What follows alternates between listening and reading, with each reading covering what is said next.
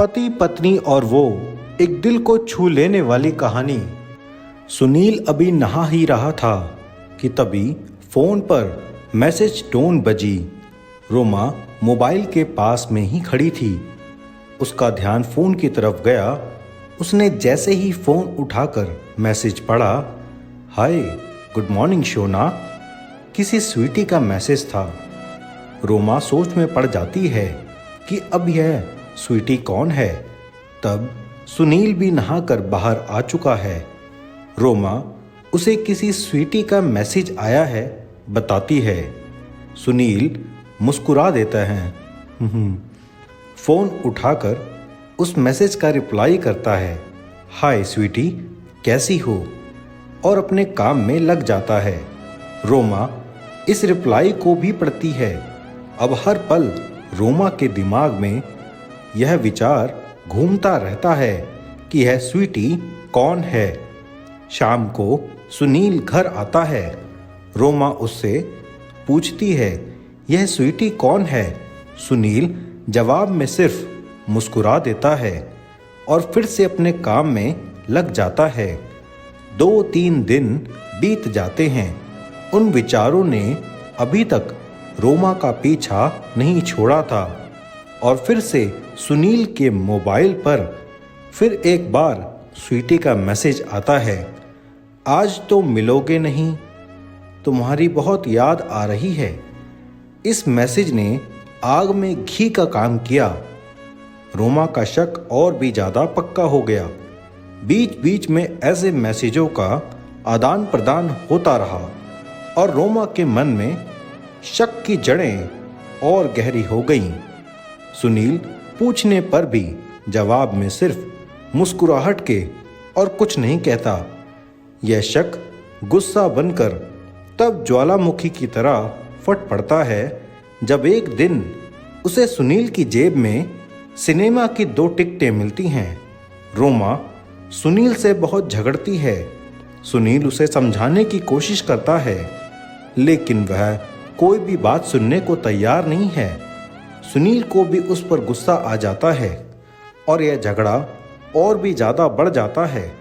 गुस्से में सुनील घर से बाहर निकल जाता है। रोमा का गुस्सा सुनील से कई गुना ज़्यादा है। तुरंत वो अपना सारा सामान पैक करती है।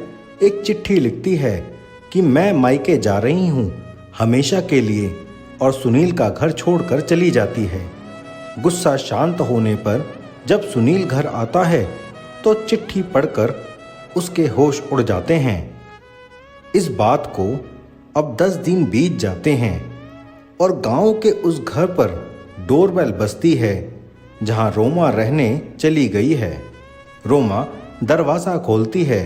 दरवाजे पर 10 साल की एक छोटी बच्ची हाथों में चिट्ठी लिए खड़ी है। वह रोमा को वह चिट्ठी देती है।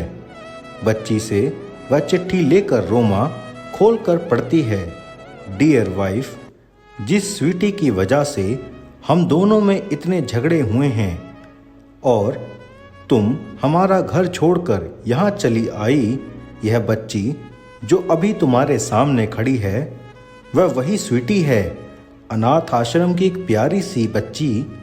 इसी के साथ मैं बातें करता था, सिनेमा जाता था। पहली बार जब तुमने स्वीटी के बारे में पूछा था तो मैंने जानबूझकर तुम्हें नहीं बताया था। सोचा था थोड़ा मजाक करता हूँ, देखता हूँ तुम कैसे रिएक्ट करती हो। लेकिन मैंने ये कभी नहीं सोचा था कि तुम्हारा शक इतना बढ़ जाएगा कि तुम घर ही छोड़ दोगी। हाँ, सबसे ज़रूरी बात, यह जो स्वीटी है वह किसी और की नहीं बल्कि तुम्हारी ही बेटी है। रुको, अपने आप को संभालो और आगे की बात ध्यान से पढ़ो। हमारे शादी के 2 साल पहले की बात है। तुम अपने कॉलेज के लास्ट ईयर में थी। तुम्हारे दोस्त ने नोट्स लेने के बहाने तुम्हें बुलाया था और तुम्हें चाय में नशीली दवा मिलाकर ना करने वाला काम किया था। इसमें तुम्हारी कोई गलती नहीं थी, लेकिन कुदरत ने अपना काम किया और तुम्हारे पेट में स्वीटी को डाल दिया। काफ़ी प्रयास करने पर भी अबॉर्शन नहीं हुआ तो तुम्हारे घर वालों ने समाज के डर से तुम्हें 6 महीने तक घर में ही रखा। तुम्हारे पिताजी खुद एक बड़े डॉक्टर हैं, इसलिए यह बिन मांगा बच्चा बड़ी आसानी से बिना किसी को कानों कान खबर हुए इस दुनिया में आया। भविष्य में तुम्हारी शादीशुदा जिंदगी में कोई प्रॉब्लम ना हो, इसलिए तुम्हारे पिता ने इस बच्चे को गांव के एक अनाथ आश्रम में छोड़ दिया।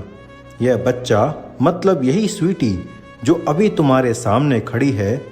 अगर अभी भी विश्वास नहीं हो रहा है तो इस बच्ची के गाल का वो तिल देख लो जो शायद तुमने उसे आखिरी बार रोते हुए देखा होगा, या फिर अपने पिताजी से पूछ लो।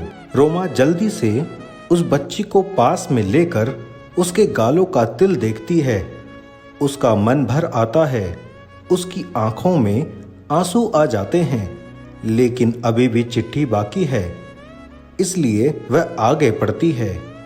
मुझे पता है अभी भी तुम्हारे मन में यह सवाल उठ रहा होगा कि यह सब मुझे कैसे पता।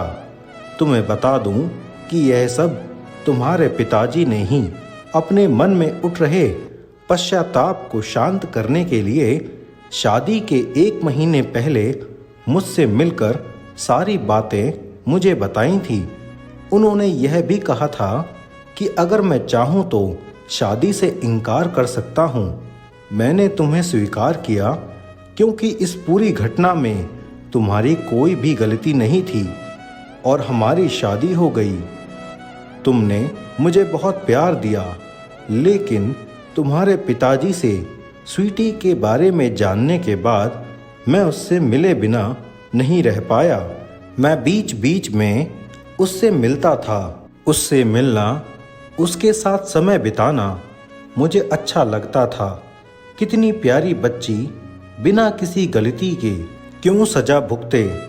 बस इसलिए मैं उसे थोड़ी सी खुशी देने की कोशिश करता था। बस मुझे इतना ही कहना था। अब अगर तुम फिर से अपने घर आकर मेरे साथ रहना चाहो तब तो अभी गैलरी में आ जाओ। तुम्हारा और सिर्फ तुम्हारा डियर सुनील। बिना एक क्षण की भी देरी के रोमा दौड़कर गैलरी में पहुंची और उसने देखा कि रास्ते पर सुनील खड़ा था। उसके चेहरे पर मुस्कान थी, रोमा की आंखों में आंसू।